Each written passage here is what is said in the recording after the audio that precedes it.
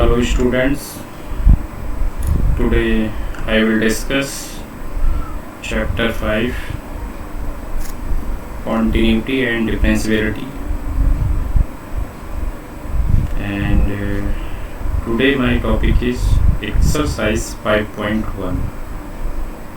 okay, and the solution of question number 18, question 24 and question 26 on demand of students. Okay, so some students have a problem, question number 18, question 24 and question 26.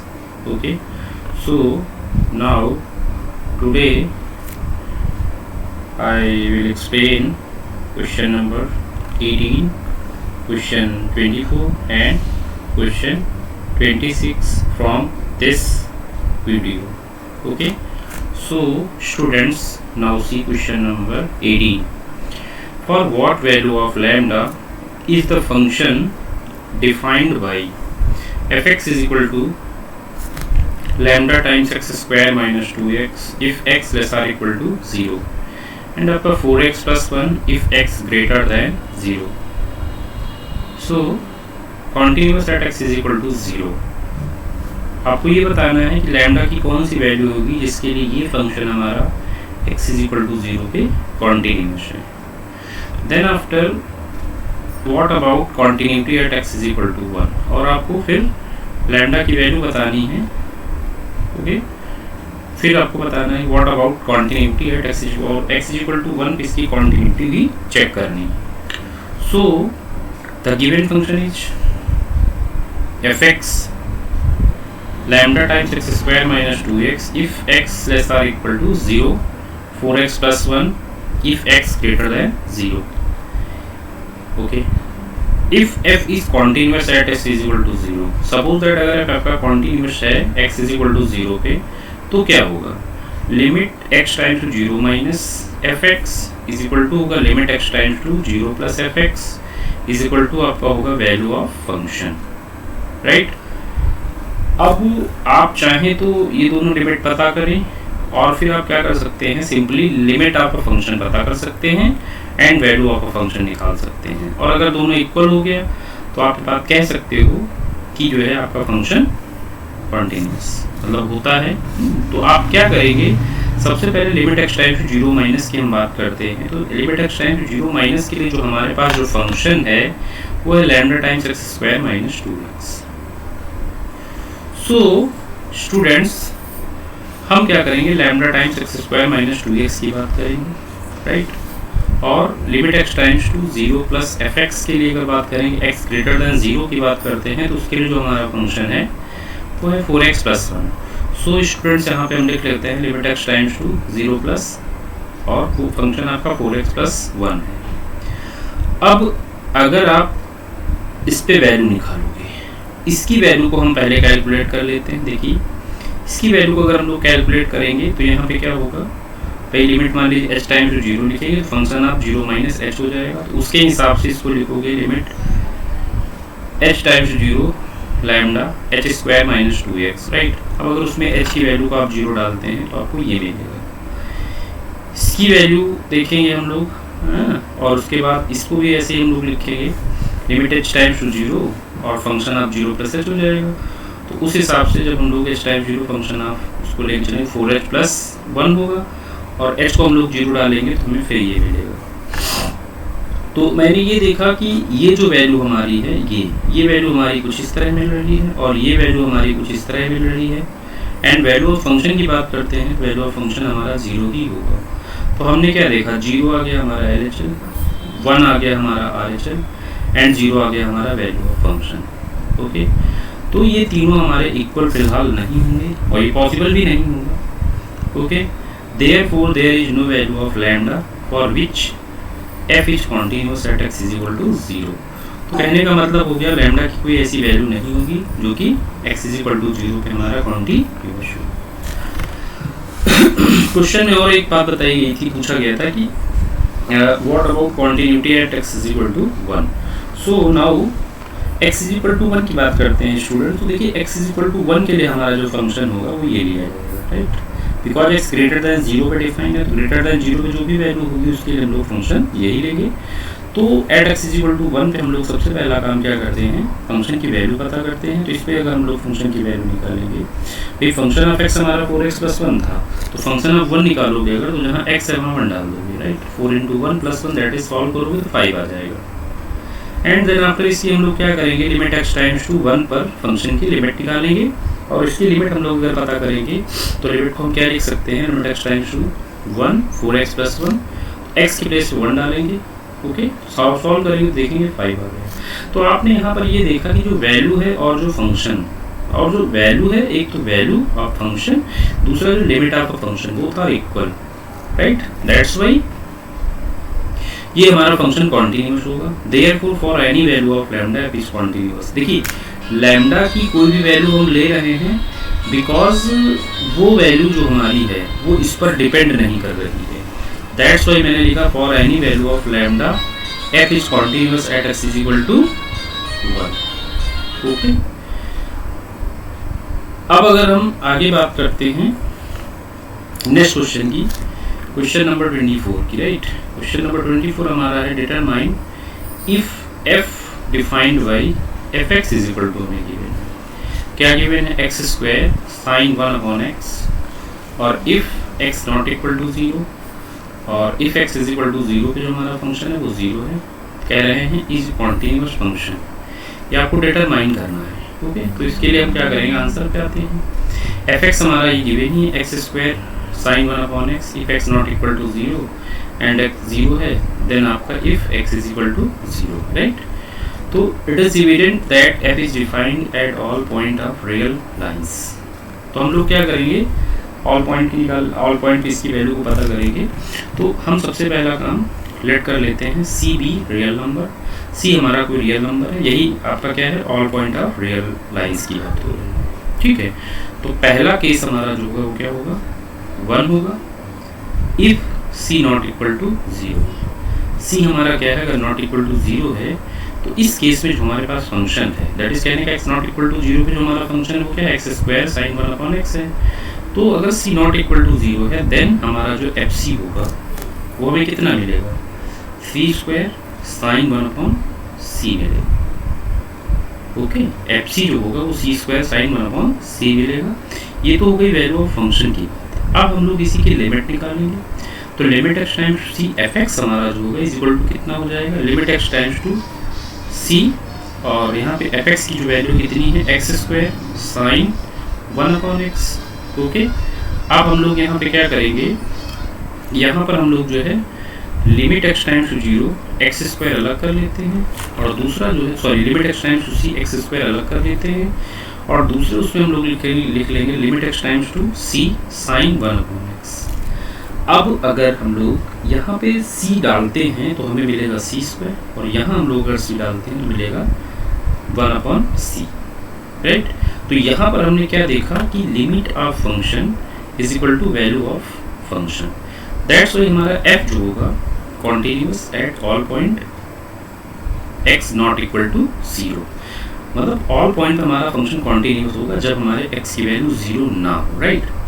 दूसरे case पे हम लोग आते हैं, तो दूसरा case हमारा क्या होगा, इफ सी अगर हमारा 0 है देन एफ ऑफ 0 जो होगा वो क्या है, 0 है। अगर सी 0 है then F of 0 is equal to 0, C की वैल्यू 0 ले रहे हैं, देखिए ना, एक्स इज इक्वल टू 0 पे हमारा जो फंक्शन है वो 0 है, कहने का मतलब ये हो गया एक्स इज इक्वल टू 0 पे जो वैल्यू ऑफ फंक्शन है वो हमारी कितनी है, 0 है, राइट, ये ले लिया। अब उसके बाद आगे आते हैं limit x times to 0 minus f x लेके चलेंगे हम लोग। तो limit x times to 0 minus, और एफ एक्स की वैल्यू थी x square sine 1 upon x, right. फिर limit x times to 0 x square sine 1 upon x हमने लिया। अब आपको एक बात बता दें कि जो साइन 1 अपॉन एक्स होता है, राइट, साइन 1 अपॉन एक्स की जो वैल्यू होती है वो वैल्यू -1 और +1 के बिटवीन ही लाई करती है, लेकिन कंडीशन क्या होती है, x हमारा नॉट इक्वल टू 0 होना चाहिए, ठीक है। इसकी जो वैल्यू होती है ऑसिलेट करती है -1 +1 के बिटवीन, राइट। तो यहाँ पर क्या हुआ कि भाई अगर ये ऐसे लिया गया, राइट, तो इसको अगर हम लोग क्या करें एक्स स्क्वायर से पूरे को मल्टीप्लाई कर लें इस इनइक्वालिटी को, तो क्या लिख सकते हैं -x² less or equal to x square, यहाँ मिसिंग है तो यहाँ एक्स स्क्वायर साइन 1/x है और less or equal to x square.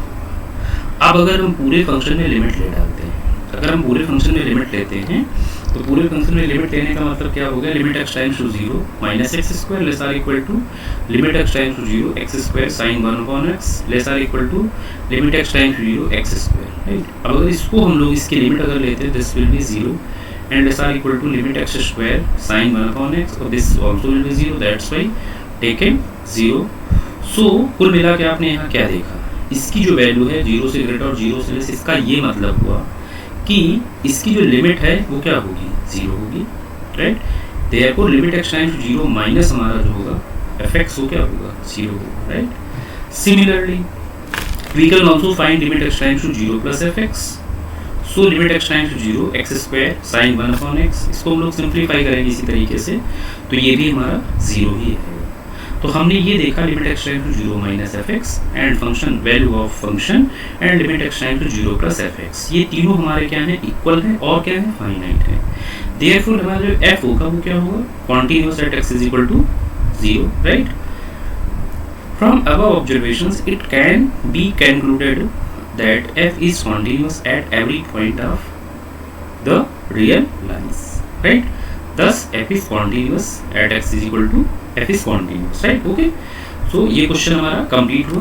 Now coming question number 26. This question is very important, right? Okay. So value. My question is find the value of k so that the function f is continuous at the indicated point, right? fx is equal to हमें given है k times cos x divided by pi minus 2x if x not equal to pi by 2, okay, and 3 value है if x is equal to pi by 2, मतलब value of function आपको at x is equal to pi by 2 पे 3 given है। सो कह रहे हैं at x is equal to pi by 2 पे, मतलब कहने का ये फंक्शन हमारा k की कौन सी वैल्यू के लिए कॉन्टिन्यूअस होगा, कहाँ पर, at x is equal to pi by 2 पे, राइट। तो वही सिंपल तरीका हम लोग जो अप्लाई करते हैं वही करेंगे। फिलहाल क्या हुआ, आंसर में हम आते हैं तो fx हमें कितना दिया है, k cos x divided by pi minus 2x if x not equal to pi by 2 और 3 है if x is equal to pi by 2। So students the given function f is continuous at x is equal to pi by 2 if f is defined at x is equal to pi by 2 and if the value of f at x is equal to pi by 2 equals the limit of f at x is equal to pi by 2। मतलब कहने का ये हो गया value of function and limit of function अगर दोनों हमारे equal हो जाए, मतलब इक्वल होंगे अगर ये फंक्शन हमारा इस पर कॉन्टिन्यूअस होगा, ऐसा मेरा कॉन्सेप्ट है। Okay, now coming solution. So it is evident that f is defined at x is equal to pi by 2, then value of function will be f of pi by 2 is equal to 3 हमें given। now find the limit, तो limit x times to pi by 2 fx और आपका होता है limit x time to pi by 2 और ये fx की वैल्यू k cos x divided by pi minus 2x है। अब देखिए यहाँ पर क्या है कि आप इसको सॉल्व नहीं करना है ऐसे नॉर्मल तरीके से, राइट। कोई कॉन्सेप्ट नहीं यूज होगा, कोई फॉर्मूला नहीं यूज होगा। अगर आप pi by 2 यहाँ डाल देते हैं तो ये आपका 0/0 बन जाएगा, that is a indeterminate forms बन जाएगा। तो जब भी कभी 0/0 बनता है तो उसे हम लोग क्या करते हैं, सॉल्व करने की पूरी कोशिश करते हैं। फंक्शन में अभी तक का जो हमारा लिमिट का कॉन्सेप्ट था वो यही मैंने आपको बताया। तो ये ऐसा प्रॉब्लम है कि यहाँ आपको क्या करना होगा, कुछ सब्स्टिट्यूट करना पड़ेगा। क्या सब्स्टिट्यूट करेंगे, x इज इक्वल टू आप पुट करेंगे pi by 2 plus h above equation में, राइट।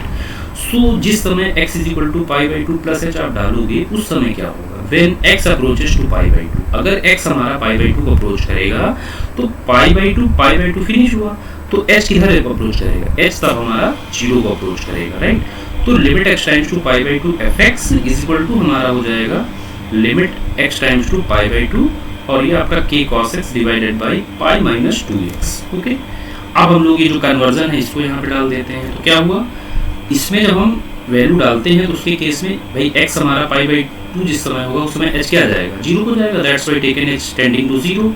और x के प्लेस पे हम लोग क्या कर रहे हैं, पाई बाई 2 प्लस एच डाल रहे हैं, k cos pi by 2 plus h हुआ divided by pi as it is minus 2 times x की value pi by 2 plus h. अब this will be k times limit h times 0 sin 90 plus theta, this is minus sine theta. Okay, और इसे हम लोग simplify करेंगे तो क्या लिखेंगे, पाई माइनस पाई और माइनस 2h, पाई पाई कैंसिल तो this is minus 2h, minus minus आपका यहाँ से कैंसिल हो जाएगा तो दिस इज k बाई 2 को हम लोग बाहर करेंगे और इसे हम लोग लिखेंगे limit h times to 0 sine h upon h आ जाएगा. और हमें पता है इसकी जो वैल्यू होती है वो क्या होती है, 1 होती है. Okay, limit h times to sine h upon h की वैल्यू 1 होती है. सो k बाई 2 टाइम्स 1 और this will be k by 2. तो क्वेश्चन में आपको गिवन था कि जो हमारा फंक्शन है वो कॉन्टिन्यूअस है, राइट. तो क्या होगा, limit h times to pi by 2 F x is equal to pi by 2 equal करा लेंगे. इसकी वैल्यू हमारे पास k बाई 2 है, इसकी वैल्यू हमारे पास 3 है, इसको हम लोग क्रॉस करेंगे तो k की वैल्यू हमारी 6 हो जाएगी. देयरफॉर हमारा अगर function k is equal to x is equal to pi by 2 पे हमारा कॉन्टिन्यूअस तब होगा जब k की वैल्यू कितनी हो, पाई बाई 6 हो. ओके, तो ये हमारा सोल्यूशन था. आप इसे कंप्लीट करेंगे. ओके, इनकेस और भी कोई प्रॉब्लम होगी तो उसे आप डिस्कस करेंगे. और प्लीज़ हमारे इस वीडियो को लाइक सब्सक्राइब ज़रूर करें जिससे कि नेक्स्ट अपडेट आपको ईजिली मिल सके. Okay, thank you children's.